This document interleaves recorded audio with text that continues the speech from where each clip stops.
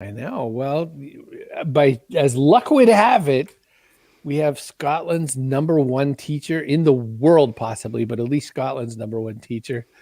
Margo's like, oh, geez, I'm not that. And we have an up and coming rising top 100 Twitch streamer, Jacob from Jacob's Gaming, who wandered in here because he's like, are you that guy in those StreamYard ads? And I was like, yep. And next thing you know, he's part of the damn show. Oh. And look who's come to join them. Everyone. We've already got a crew here. Yay. Chloe Forbes-Kinlan. Chloe's the one who said that Margo is the very best teacher, like, of all time.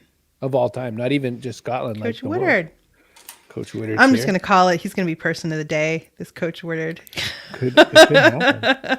So we've got a teacher. We're going to get the perspective from a teacher, and we're going to get the perspective from a Twitch streamer, YouTuber, gamer. And neither of whom is in class right now. Yeah, nobody's in class. We're skiving. We're skiving, I think is the word I've learned. The way that Margo didn't look up means I said it right. So here we go. Hi, everyone. Tim Kitzrow from NBA Jam and NFL Blitz, welcoming you to The Backpack Show. Your hosts, Chris Brogan, Kerry Gargone, Boom Shakalaka. Backpack Show. I wonder if we can convince our third unpaid employee to make us some new Tim Kitzrow graphics. I love him. If I beg nicely enough. Tim Kitzrow is so good. He is. But our third unpaid employee, he could come and make us even more graphics. He'd be nice. Hey, Fussy. He's good. He's a good graphics maker. I learned that every time I try to make graphics and they're no good. Oh, but you love him all the same. Who's coming first? Jacob was coming first until I saw his screen go black. Oh, he's probably making adjustments. Probably doing something. He's very professional. But look, here's what I do when Dan doesn't make the graphic. And this question comes all the way from downtown Crazy Town. Kaboom! That's what I do. And then look what Dan does. And this question comes from inside the big yard at Folsom County Prison. Oh, he's so good. It's like the difference between shooting bullets and throwing bullets. What I like to imagine is happening at Jacob's when he turns the camera off is that his mom is going, hey, take out the trash. Okay, take out the trash. I gotta do a video show. I'm busy. All right, let's grab Jacob. We'll ask him himself because he's ready.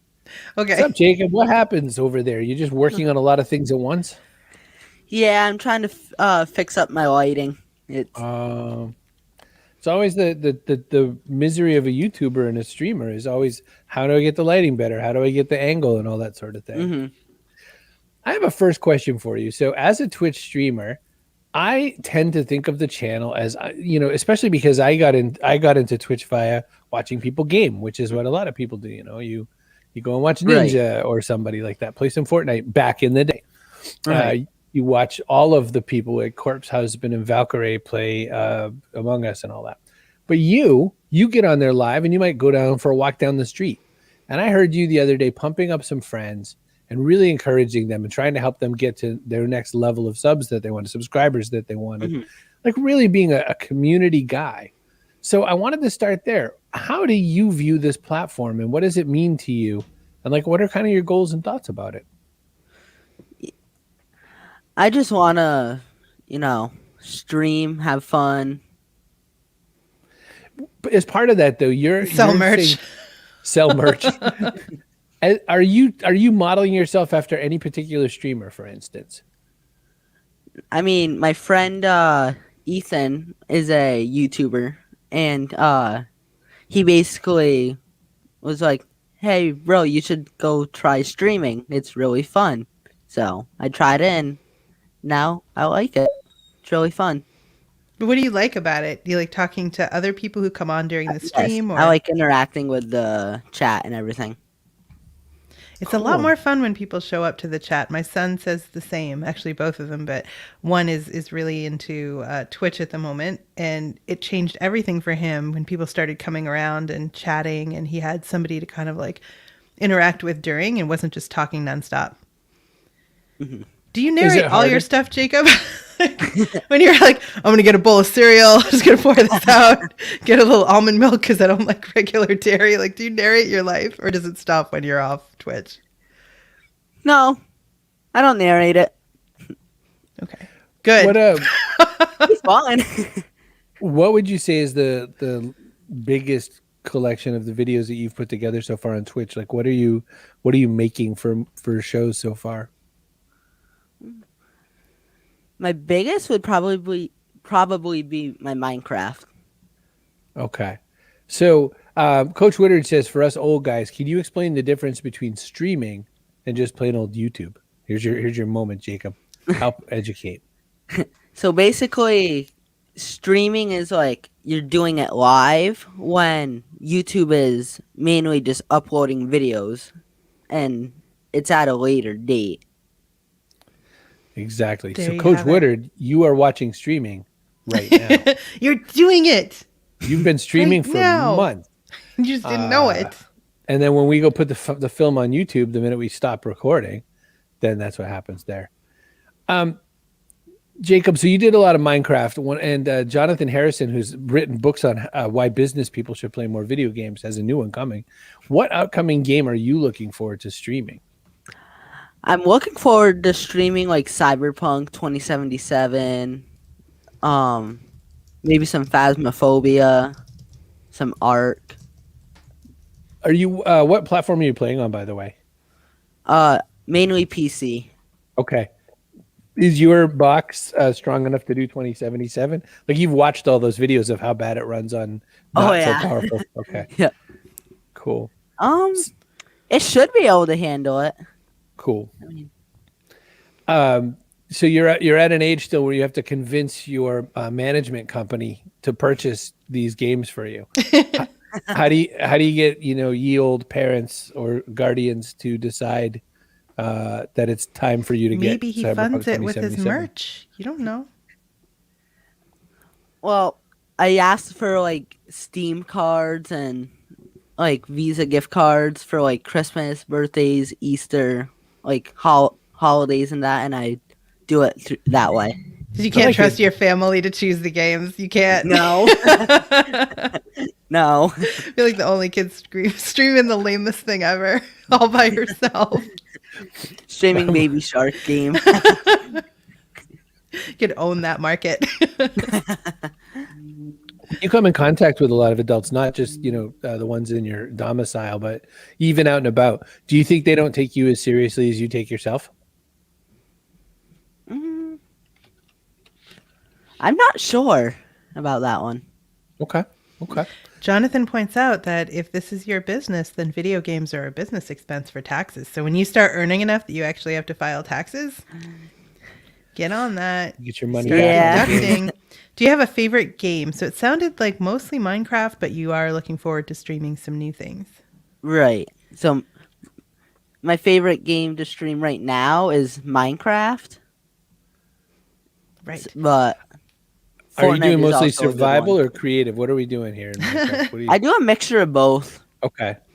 So all right, this is- creative for people who don't play Minecraft Oh. is when you're not going to die because mobs of things come at you and all that Right. stuff, right? You're just like building things like for fun.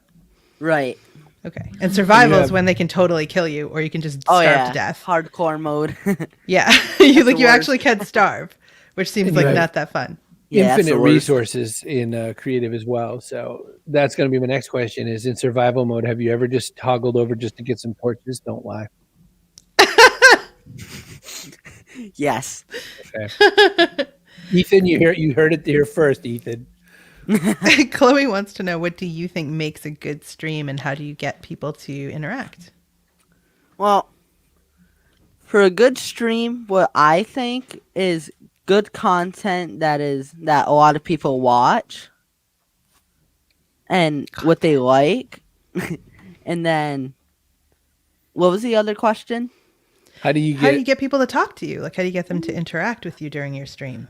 I just like post it on Twitter and my Instagram and I just let them come in when they want and everything. But once they're there, how do you get them to talk? Because some people will just watch and they'll never say a thing. We have that here. We have people watching right now right, that we don't know are right. here. We don't know that are here because they haven't Right. commented. Well, I'll just start talking like, "Hey, how's your day going?" And if they put it in chat, good. If not, whatever. Oh, like talk to me or don't. I don't care. That's going to work with Right. girls too when you're older, just so you know.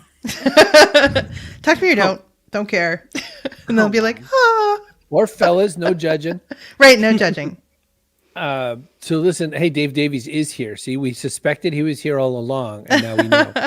Whoa. He came from Margo from Perth. He's going to hear about all the stuff we got going on, and Carol's here with Jake. So Jake is another Jacob we know, and also likes the games. He's a COD guy for the most part. Nice. What's your well, I have two questions, but I'll go with the one I wasn't about to ask. What's your ideal? Who can you watch the longest on stream? Who's your person that you're like, I could really get into this for a few hours? Nobody bother me, and like you have your, Mountain Dew. It'd probably be either Tommy in it or Dream. I love watching their SMP series. SMP, help us out. It's survival multiplayer Minecraft. Nice. Like with no creative. Like you go into creative, you have to start all over again. That means you don't get any breaks. Like you have to find all the stuff that you need yourself. Right, find diamonds, get netherite. Yeah. Remember to eat. Mhm. Don't drown. Don't stuff like that. Right. Don't fall from a long way up. That kind of thing. Or you will die. See, I don't necessarily know what I'm hearing all the time, but I'm hearing what you're talking about all the time. Like my kids are always playing that stuff. They do the ones where I don't know how they do it, but someone's like hiding in Minecraft, or they don't want to be found, and then like other people are going all over trying to find them. And like a manhunt. Yeah. Yeah. Those. Constantly. Yeah, those are fun to do. Yeah, constantly. But I don't even get it. I'm like, why don't you just like turn yourself into the color of whatever you're standing in front of and don't move? Why doesn't everyone just do that? Just stay still. Well, Yeah. depends on like how they had the server or world set up. There are name tags. Okay. So you can So they'd still see find the you. people's name tags. Elizabeth has a question. Do you ever worry about family crashing your stream, like your little sister All the dancing time. behind you? All the time. Do they, or do they like mostly? They haven't yet. Okay. Today So could be the day. Respect the stream. Huh. I always threaten to. I never actually do it. My older son would be horrified if I was like, "I love you, mommy loves you." Oh no. That'd be hilarious. I would have to change my so gamer tag, everything. Well, his It'd be Twitter over. bio just says, "My mom says I'm special." There you go. Oh, Carol has another good question from her Jake to the Jacob. Do you do speed runs? I have done one and I completely failed. Do you have a person that you like streaming with? Wow, everyone has all the questions. Oh, this Yes. is Ethan fishing for compliments, Jacob. Right. I just saw who that You is. don't know that answer. But yeah. I know what you have to say. Give him a shout out. It's okay. Ethan vlogs and gaming. He almost did vlogs, but he did vlogs. Yeah, Yeah. I believe he like forgot to put in the L or something, but he hasn't changed it yet. So I like it better. Keep it that way. Yeah, I'll keep Yeah. There's lots of people vlog, but he's the true. only Right. vlogger. right. I agree. It's good to stand out, Jacob. Listen, It when I was growing up, when I was around your age in school, it was not cool at all to be nerdy. Like it was not cool to play D&D. It was not cool to play video games. Like you had to kind of hide that stuff if you didn't want to get bullied. Even if But you now like, it's liked movies too much, right, that was the right, thing. you get bullied. That was me. But now that is not what you get bullied for. Like it's a whole different world. Does anyone ever poop on you for this sort of thing? And then what's your response? Not really, but if they ever did, my response would probably be, I really don't care what you have to say about it. So That's cool. That's like, powerful. I'll still keep doing it. I like it. It's not always that easy for some people, but it's cool that you've got that mindset. Plus you like roll with a crew. You've got Ethan, I can't remember some of the names. I just watched you doing this whole walking down the street shouting out a whole bunch of people. So Oh yeah. Jacob's got it all figured out. You're all Yeah. set. Because when you grow up and you want to do stuff and people tell you it's not a good idea or it won't work, it's the same thing. You're like, I don't care. You don't care what you say. You may not like it, but I do. So Right. yeah. They told us we'd never go anywhere doing this show, but here we are. Coach Right, Woodard says I know. gaming was the way my nerdy kids were accepted by the cool kids. Oh. Oh. Dave says the correct response is, I'll remember that when I'm your boss. See, but I wouldn't hire some a-hole like that. So, whatever. I don't think so. So Someone has to what's take your up the goal for streaming then, Jacob? Is it just something you do for fun, or do you have in mind like you want to hit a certain number of subscribers, or like what's your kind of goal for doing it?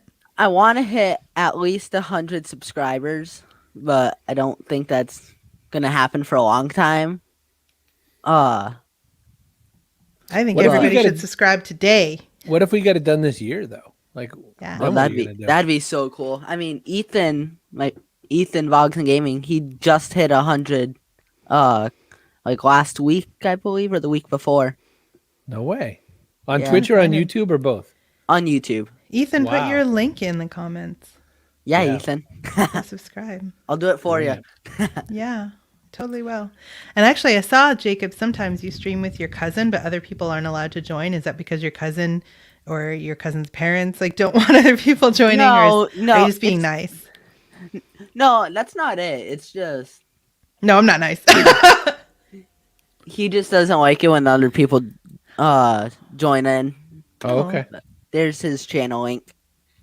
Oh, cool. How different is Twitch from YouTube is a question that Ethan wants to know. There's more streamers on Twitch than there is on YouTube. So Sure. That would make sense. That would make sense. right. I wonder which ones picked the channel now. We were having this conversation. Carrie and I were having this conversation because we're StreamYard streamers, which is there's nobody here, right? Like we're not a gang like Twitch or we're not a gang like YouTube streamers, but like some of the big guys got money to move around, right? Like you heard about Ninja got money to go to Mixer. Yeah. And Shroud got money to go to Mixer. Yeah. And then a whole bunch of people. And then Mixer shut down and they were Shut like, oh, down. Yep. Went into Facebook gaming. So yeah. that's right. So it's a crazy world out there. Can you imagine what it's like someday when somebody's going to be bidding to earn your streaming on their account? Like Ethan and you will be getting these messages saying, "Hey, we give you an extra bit of money if you come over to us." Oh, that'd be cool. And you'll be like, no, I'm just going to sell merch. Spell merch. Well, Jacob, what else do people need to know? Because I got to put you backstage in a second until we bring you back out for the panel. But what else do people need to know that we forgot to ask you? It's just if you don't feel confident about doing it, well, I didn't at first, but I just gave it a shot. Thanks to Ethan, and well, now I'm over here doing it. So give it a shot. Started at the bottom and now we here. Jacob, Right. you're one of the most confident guys I know in your age category and then some. So you're more confident than a bunch of grown-ups I know. So keep doing you, buddy. Stick around. We're going to put you backstage. Welcome to being Yeah, school can wait. F that school. Now we're going right. You don't right have anything you have to do? Oh, don't be this way. You're so good. Hang on, Margo. I'm coming, Margo. If you want to attract interesting Twitch streamers like Jacob, all you got to do is have your own StreamYard. cbrogan.me/StreamYard. Get your little channel, and someone will wander in and go, "Are you the guy from the YouTube commercials?" And next thing you know, you're a guest on a show. cbrogan.me/StreamYard. Margo can make a show with Africa every week, and people would tune in from wherever they are. A specific high school, a twin school in Yeah. South Africa. Yes. We'll get it handled. Oh, in South Africa, no less. All right. If you want to make an audio podcast so you don't have to look at my face, go to castos.com. It is a beautiful place to be. Castos is a podcast hosting platform. Super easy, super inexpensive, made by people I know. I thought you were just going to say made by people. Like, oh, good to know. Made by people. That's ostensibly true. If you want your own .online domain, like jacob.online, has a nice ring to it, go to cbrogan.me/online. Stick in the code Chris, all caps. It's $1. You probably have that laying around on some old Visa card you didn't even cash in. My kids don't value money at all. Like lying around, people give them money for gifts. It just lays around until I deposit it for them. That's right. Give it a shot. Words of wisdom for most any endeavor. Janice loves your confidence and energy, Jacob. Chloe says super wise words. Well, Chloe is the reason we're going to bring Margo into this story because, you know, it's very rare that someone pitches us with such passion a teacher that they love so much.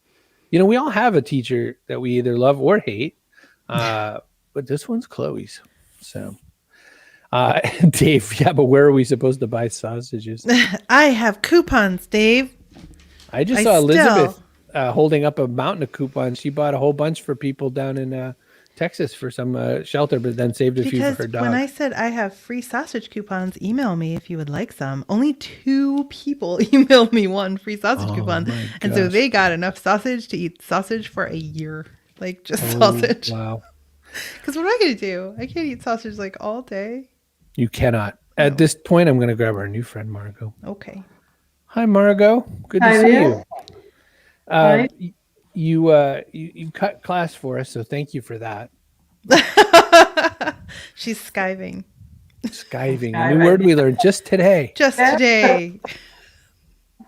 No, from what I understand, you are the best high school teacher in Scotland, at least, if not the No. world. So what's So- the secret? Why do people remember you so fondly? Yeah, besides bribery, what would possess Chloe Forbes Kinlan to say that about you? Well, I was going to say bribery is my modus operandi usually, but no, I mean, first of all, I love my job, and I think that kids can smell a rat at 50 paces.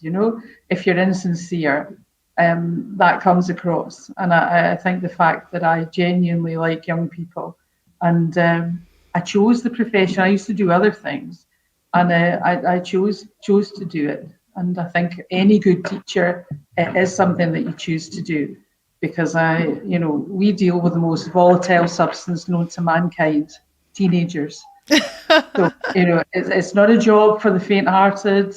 But it's a great job. So you Rumor must have has liked Jacob backstage. What a guy. I would have him roped in. He would have my program with Bongani High School. He would be running my classes. What a guy. He'd be your tech wizard for sure. That's it, yeah. Do you have other jobs before you taught? Rumor has it one was a competitive race car driver, but I might have that wrong. I think you got that a bit wrong. No. No. I started off as a sort of youth and community worker.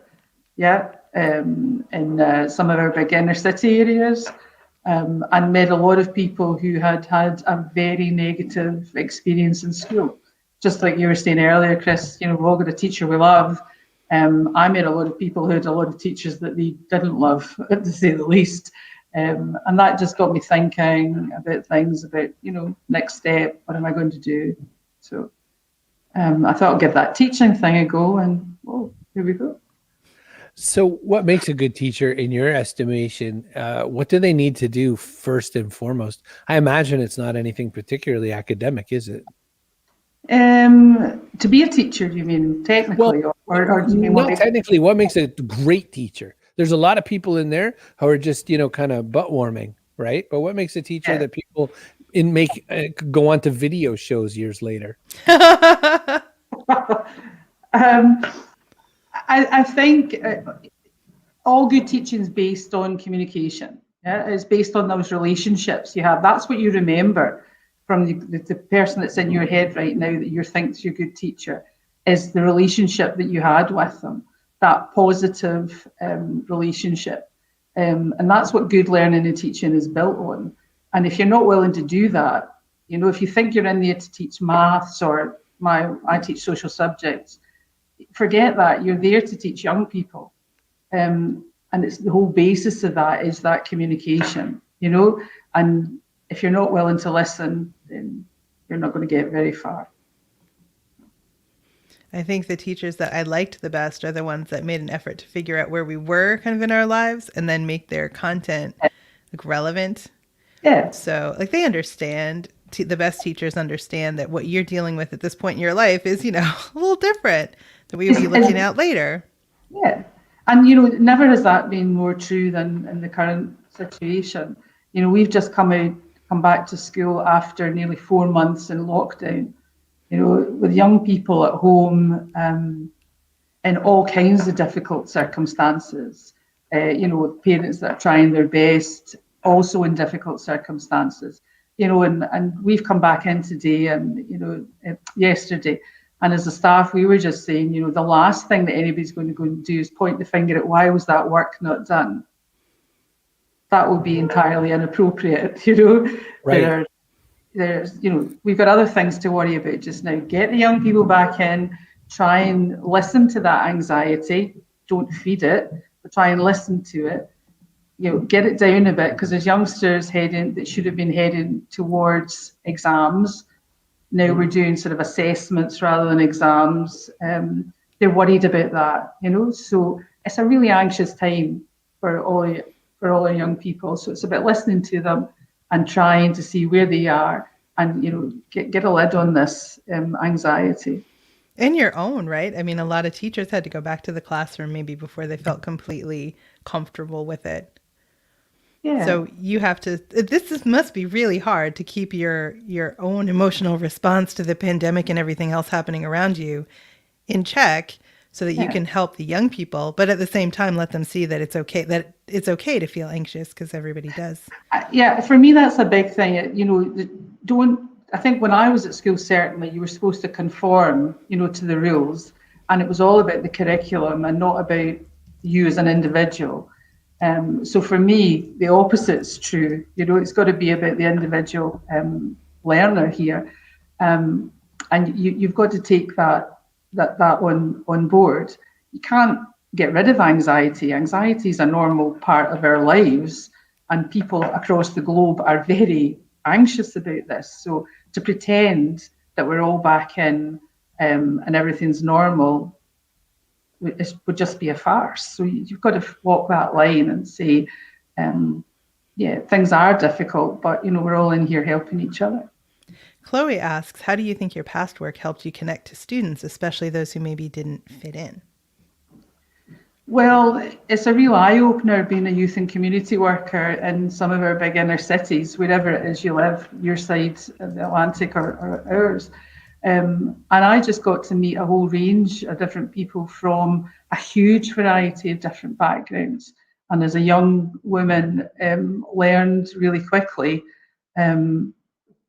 that there are lots and lots of issues that affect people's education, and not just, their ability, or their willingness to do homework, or whatever. That I learned really young that there are things that are barriers to learning, family circumstances, home life, caring, things that I'd never thought of in my life before I'd gone through education and being successful at it. And I think that that's a problem for a lot of teachers, because we have been successful in education. And although we've got a theoretical idea about what's a barrier to learning, I think we maybe need to broaden that out. I mean, it's very different now from when I joined the profession, so about 20 years ago. It is different. Teachers are trained differently and they think differently. But when I came in, it was like, whoa, what are you talking about? What do you mean that might be an issue? Jacob's taking the trash out. Oh, his mom said, more rulers on knuckles and stuff maybe 20 years ago. Yeah. It was still that end of that sort of thing. My mom went to school with nuns and they taped her mouth because she wouldn't shut up. Could you imagine? I mean, if you knew her, could you blame them? No, just kidding. Yeah, it was pretty bad. So I want to move over to this work you've been doing. You decided, I think we'll go find a sister city, and I think we'll go find a school to connect with. And you settled on a place called Bongani, which is in the Republic of South Africa. Yeah. How do you start that process at all? Is there like some kind of Tinder for schools? Or like, there actually was. I don't think it exists anymore, but there was a thing called the League of Commonwealth Teachers. What an organization, yeah. But they gave you money to link up, and Scotland has got a close relationship with South Africa through the anti-apartheid movement from way back. So actually, it was the authority that I worked in. The head of education had a link in the Northern Cape part. And then it all went from the top, and I was the one at the bottom that actually had to go out and do the job, So all the powers that be had met up and made big plans. And then I got sent out to the school. So through that League of Commonwealth Teachers, and I went out for a few months to work there, and made lifelong friends. What can I say? That again, built on that link's built on relationships that we started back then. We've expanded it to other teachers and young people. In fact, one of the teachers now in another school in Perth went on the first trip to Bongani High School back in 2005. So he's now a teacher at another school and developing those kind of links as well.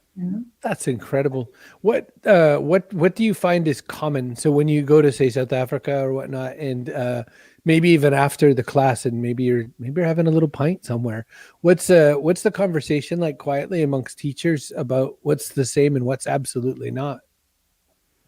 Absolutely the same as what I said about good teachers. They're interested in young people and their circumstances, and the talk is always for good teachers about how did that go. So people would come in I would go into somebody's class and think, wow, how did they do that?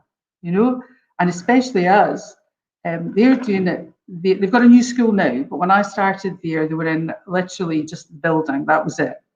No technology, no computers, no whiteboards, screen, that I was back, somebody handed me a piece of chalk.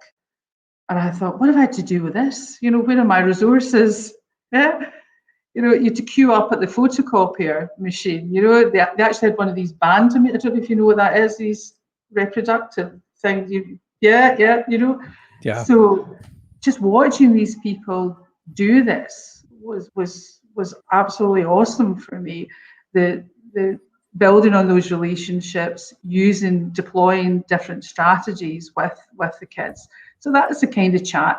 And the downside as well is always like how bad the managers are, how good the world would be if we ran education.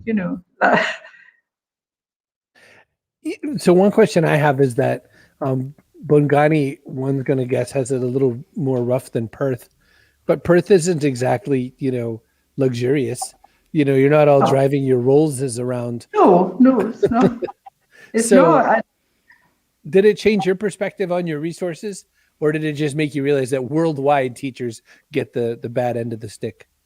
No, not at all. I mean, one of the classes I went in, they've got a different way of organising things. So we've got regulations, as you'll have in the US, about how many pupils can be in a class. Right. And we've got between 30 and 33. I sat in a room and I thought, how many kids are coming in here? There was 60 in one room. That's not uncommon. Wow. Things have improved, as I say, since then in that community.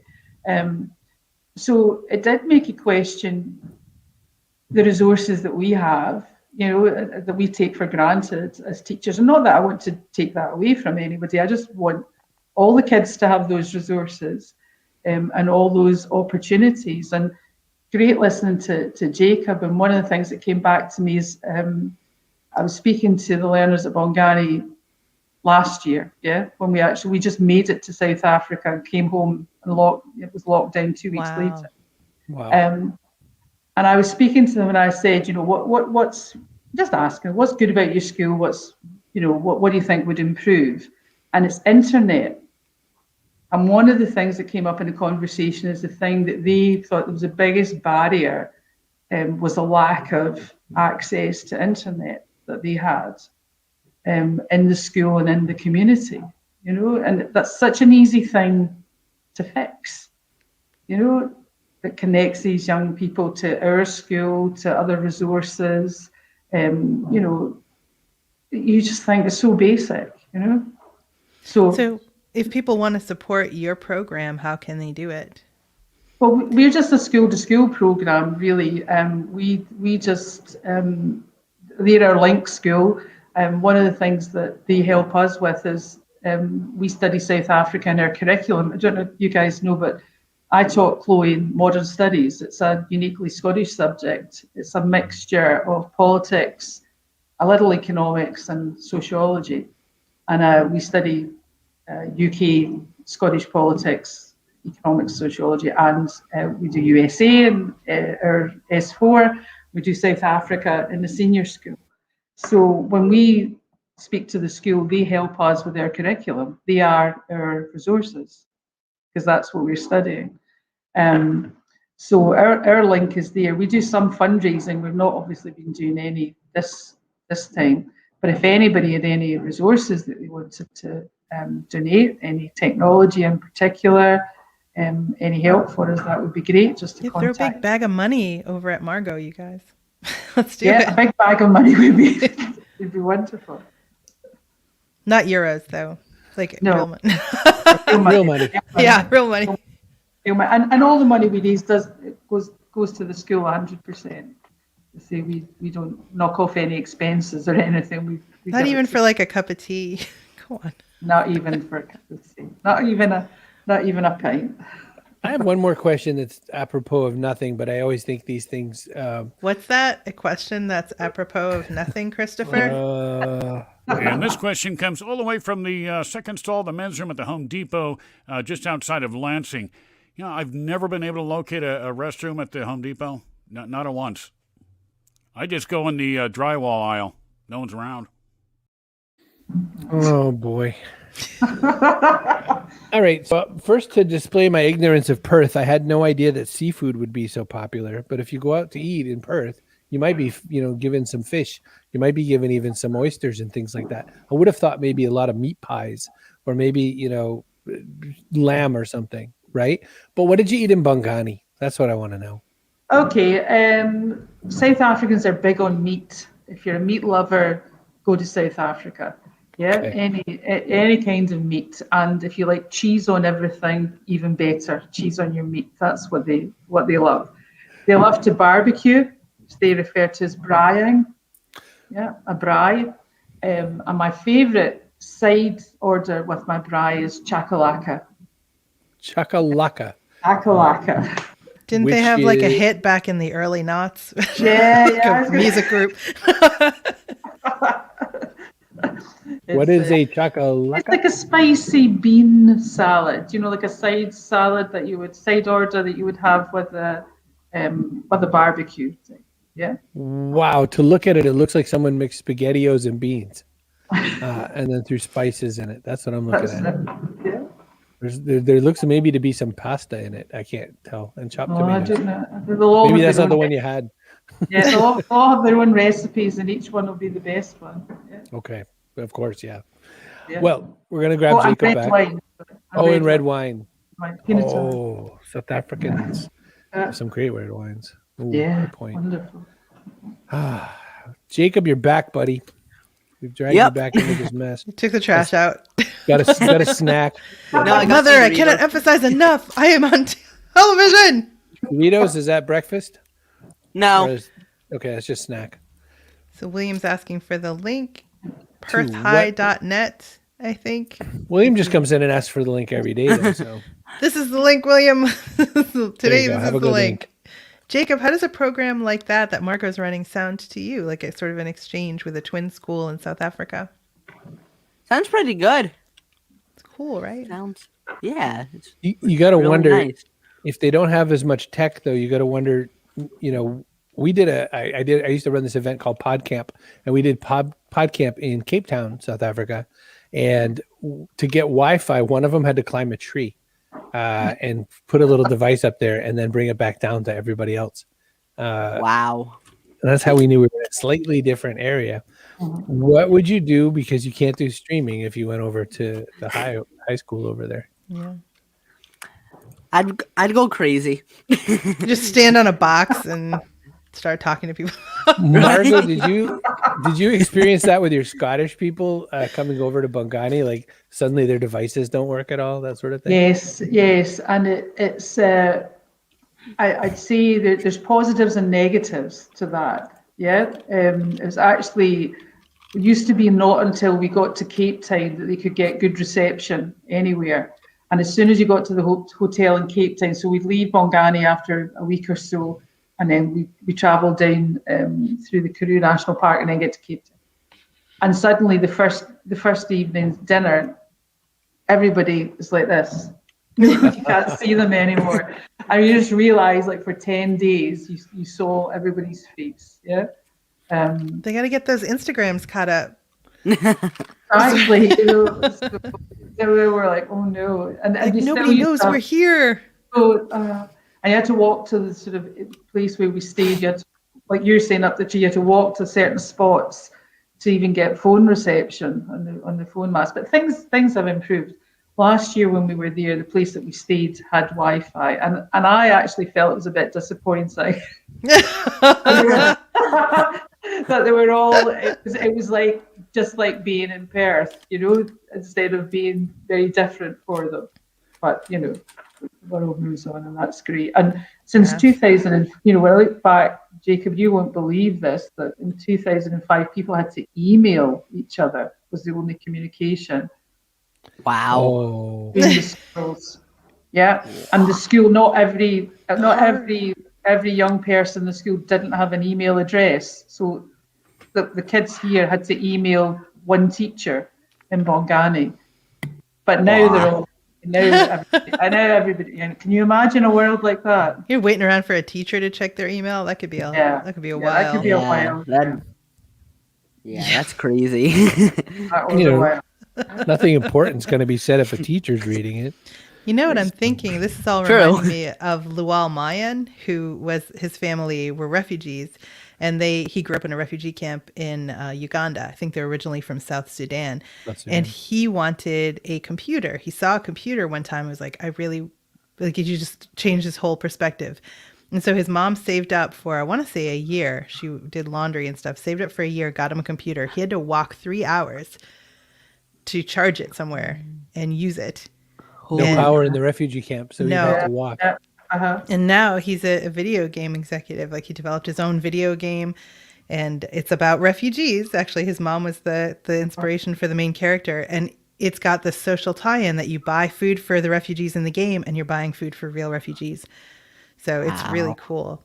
So look. Do you know what the game is called? Salam. It's called Salam. Like the way it's not fully out yet. I don't think. I think it's in testing mode, but it's Salam, like the greeting to people in Arabic. Assalamu alaikum. So I'll get you his Twitter because I love him. But anyway, so that's what I was thinking of. Like, you think emailing is old school, right? Try literally going 3 hours just to charge a computer so then you can maybe try it. Wow. Yeah. And he is amazing. So we somehow magically came to pretty much the end of the show. So we got to do a couple things here. Oh, and here's our person of the day. Kaboom! It could have been anybody. Could have been William with his weird owl request of link. But we're going to give it to our pal Ethan. Ethan will be our person of the day today. That's exciting. So that entitles you to one free apple, Ethan. You just got to go to the store and buy it, and then it's yours for free. Wash it really good, though, before you eat it. Carrie says wash it. And now we're at a part of the show where we ask every guest that we've ever had on the show the same question, which is what goes in your backpack? Now, this could be something physical, and it could be something metaphorical. Carrie, what's a good physical thing people could throw in a backpack? Extra set of teeth. An extra set of teeth. You just never know. You never know. And Carrie, what's a great metaphorical one? Kindness. Kindness. I also like fearlessness and vulnerability. But court ordered, I have to say kindness for a while. You have to say kindness for a while. Yep. All right. So now we have to ask our fine guest that question. Jacob of Jacob's Gaming, what should go in your backpack? Commitment. I love it. Commitment to the work that you're putting in, right? To make this show every day. It's not easy, right? You don't, when you're telling your friends that you're working on the 100 subs, it's not easy. Oh no, trust me, it ain't. I'm with you. You got to show up again and again and again when other people are like, can't you just do something else? Oh. Top 4 teachers on the entire planet Earth. Margo, what goes in your backpack?